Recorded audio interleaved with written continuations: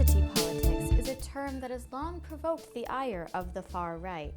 Often thought of as the tendency for a group of people to unite over the same racial, religious, or gender identity, it's really just a way for people to make the personal political and understand their lived experiences through frameworks like gender and sexuality studies or racial and religious studies. As harmless as this may sound, these topics are actually becoming a point of contention, and it's starting to have an impact on educational and academic discourses.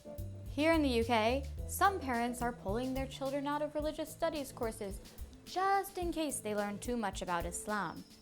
At the same time, Muslim parents have recently come under fire for pulling their children out of sexuality education classes just because they touched on LGBT relationships and encouraged tolerance. Meanwhile, in Europe, Hungary has shut down gender studies courses entirely, and Germany's Alternatives for Deutschland party is gearing up to do the same. And in Italy, a sociologist has just been smeared in the national media just for trying to do a study about gender and sexuality when it comes to bullying. This is really scary for diversity.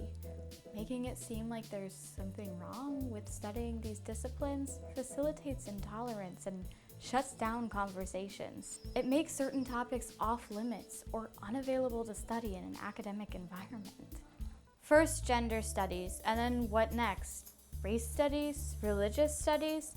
How do we expect to understand people from different backgrounds if these programs are being discouraged, defunded, or discontinued entirely?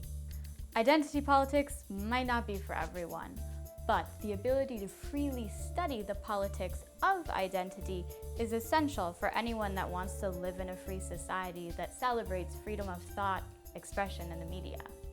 Do you have thoughts about identity politics or interdisciplinary studies? Let us know in the comments below.